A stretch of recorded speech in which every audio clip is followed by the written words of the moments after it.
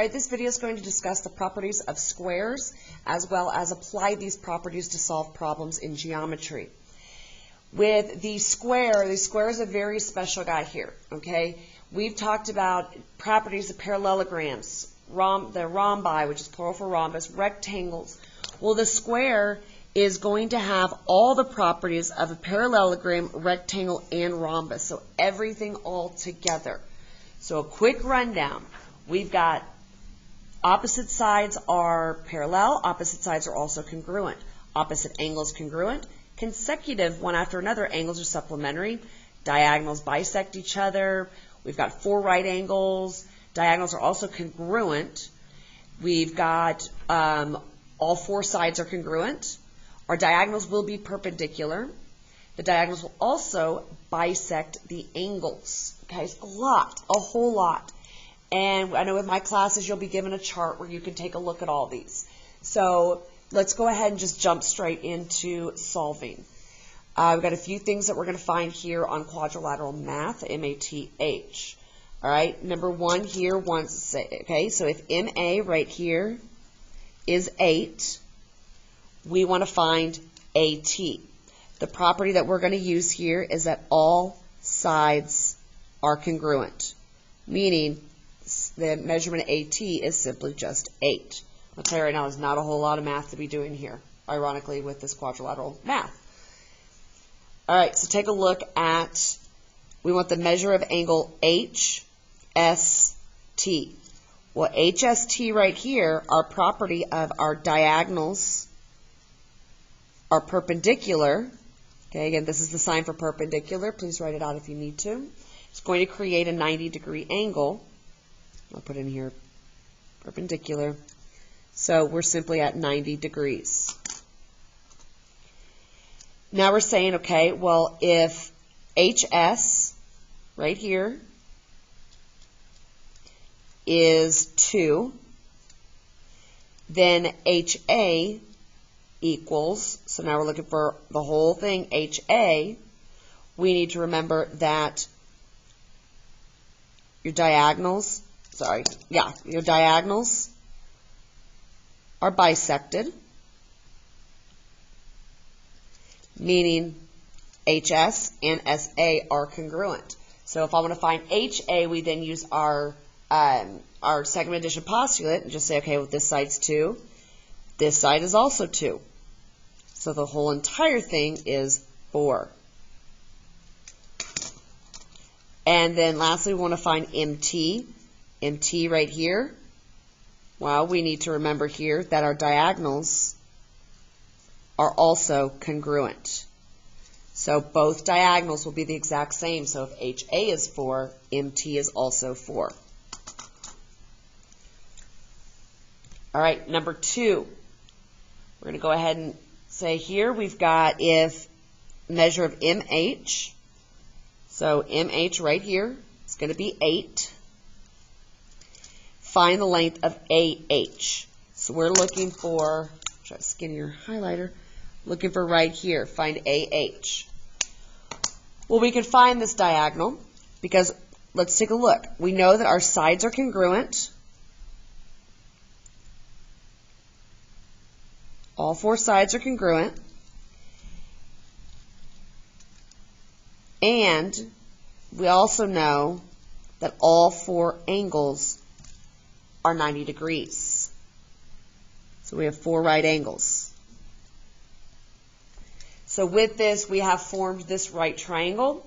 So we will use Pythagorean theorem. We could draw this to the side if we'd like to see it. Okay. These 2 sides are both 8. We are looking for the hypotenuse. So let's go with our a squared plus b squared equals c squared. A and b are both 8. So here we have 8 squared plus 8 squared, all equal to c squared. 8 squared is 64. So we have 64 plus 64 equals c squared. When we add 64 plus 64, we will get 128 equals c squared. And as we've learned, the last step of the Pythagorean theorem is to take the square root. Now, we have learned in geometry how to simplify our radicals. So we're going to go ahead and do that now. I like to do the division tower. So I'm going to take 128. I'm going to divide it by 2. I'm going to get 64. We're going to keep dividing by 2 until we can't anymore, or we're left with a prime number at the top. Divide again, I get 32. Sorry about that, I had to come on and make an announcement and pause it for you. All right, so we divide by 2 again. We're going to get 16. Keep divide. I can still divide by 2. I'm going to keep going. Still divide by 2. And I'm done now. I've got a prime number at top. Kind of ran into that little C there too. So I'm going to circle all of my pairs. I have 3 different pairs of 2s, so they're going to go together as 1, 2. So 3 different 2s on the outside of the radical house. And that last 2 that doesn't have a buddy is going to stay inside. And there are 2 times 2 times 2 will give us 8. And then bring down that square root of 2. All right, I'm going to try to get through this before the release bell rings. You might hear that in a little bit on the video. Sorry if so. All right, we are going to find the measure, or sorry, if the measure of BAC, which is right here, is 5x, we want to solve for x. So this guy right here is 5x. So we need to take a look at a couple different things here. We need to remember that, first of all, squares have 4 right angles. Okay, first things first, we have 4 right angles. We also need to remember that the angles are bisected by the diagonals. So diags bisect the angles. So that means if it's 90 and they're cut each in half, that means each one is 45 degrees. And we learned about with our 45, 45, 90 triangles, this is how we get those 45, 45, 90. So what that means is that the measure of angle BAE, or so we'll call it BAC, is equal to the measure of angle, put him in there real quick, DAC. So we will just set this 5x equal to 45 degrees. Actually, we didn't need to know that, but we need to know that it's bisected, so both are the same, 45 degrees. So we have one step to take here. Divide both sides by 5, and x will come out to equal 9. All right, last problem.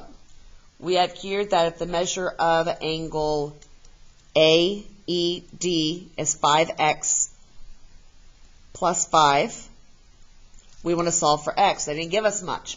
But remember, we do have that property that your diagonals are perpendicular, that 90-degree angle. So all we have to do, set 5x plus 5 equal to 90, and solve. Subtract that 5. We get 5x equals 85. Then do our division.